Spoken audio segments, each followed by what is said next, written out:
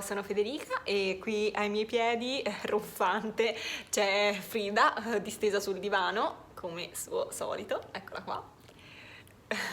Oggi siamo state a fare una gita insieme a mia mamma nei dintorni di Pisa. In realtà l'area è, per chi è magari toscano, chi conosce un po' la Toscana, più quella di Pontedera, e abbiamo fatto una bella esperienza di visita guidata però alla scoperta di erbe officinali, erbe selvatiche, insomma tutto ciò che ha a che fare con la parte più botanica, sia all'interno di un giardino proprio, quindi con una serie di coltivazioni, sia anche proprio di erbe spontanee, ecco, che si trovano nel sottobosco o limitare dei campi. La visita guidata è stata fatta da Marilena, che è la proprietaria del bed and breakfast La Fanciullaccia, quindi che io avevo contattato addirittura a dicembre scorso, perché questa esperienza era parte del regalo che io avevo fatto a mia mamma per Natale. Poi ovviamente le erbe aromatiche, le erbe officinali, ma anche le erbe selvatiche, non è che le troviamo, i fiori non è che li troviamo tanto a dicembre quanto invece più in primavera, e quindi alla fine l'abbiamo fatta questa esperienza ora ad aprile. Siamo più o meno a metà aprile, infatti, e è stata una giornata molto intensa perché siamo partite alle 8:30 di mattina e adesso siamo ritornate, sono circa le 4 di pomeriggio, quindi è stato molto divertente, non solo la parte delle erbe aromatiche, della scoperta appunto di tutto questo mondo che sinceramente io ignoro, di cui sono profondamente ignorante, però per esempio mia mamma è molto appassionata, ecco, di questo. È stato interessante non soltanto appunto per questa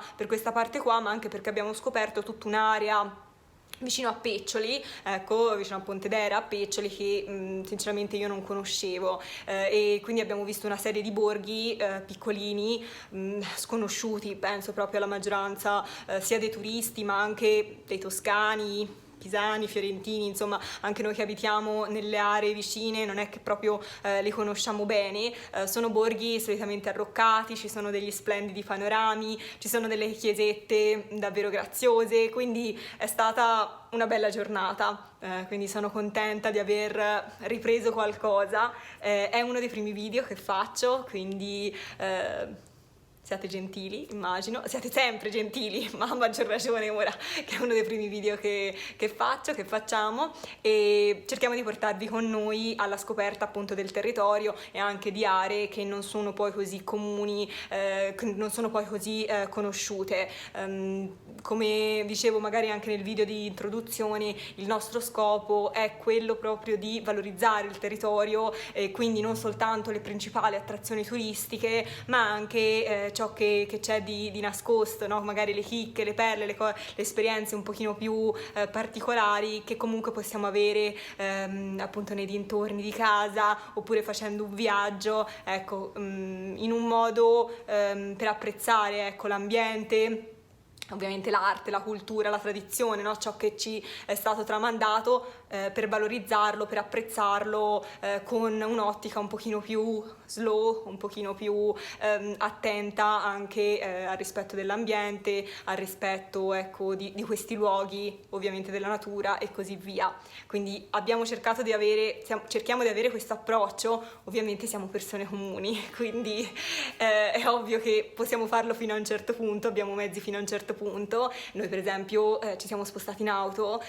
perché era la scelta più semplice da un punto di vista proprio anche logistico. È ovvio che se si ha la possibilità magari anche di tempo a disposizione di utilizzare i mezzi pubblici, oppure si ha la possibilità di spostarsi per una parte in auto e per una parte magari in bici o a piedi, è ovvio che sono luoghi anche che si possono prestare molto bene. Dipende ovviamente dalle condizioni fisiche, dalle condizioni di salute,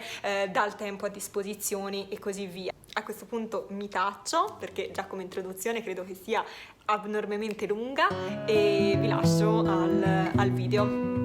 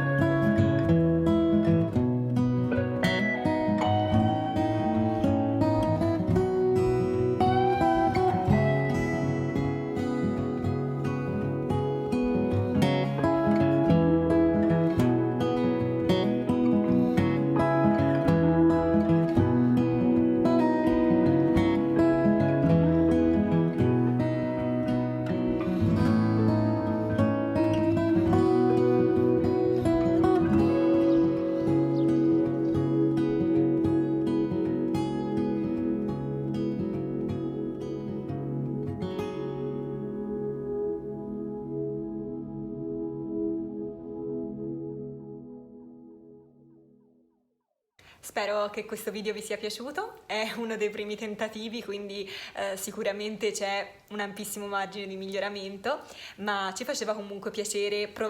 cominciare a provare a condividere le nostre scoperte, le nostre esperienze anche su questo canale. E se vi interessa, abbiamo scritto sul blog un articolo con tante foto in più, tanti dettagli, insomma più approfondito proprio sulla giornata di oggi, quindi lì potete trovare anche tutti i riferimenti della visita guidata fatta al bed and breakfast, ma anche i principali luoghi di interesse, i riferimenti artistici, culturali, anche della storia di questi borghi, quindi lì trovate davvero una miriade di informazioni.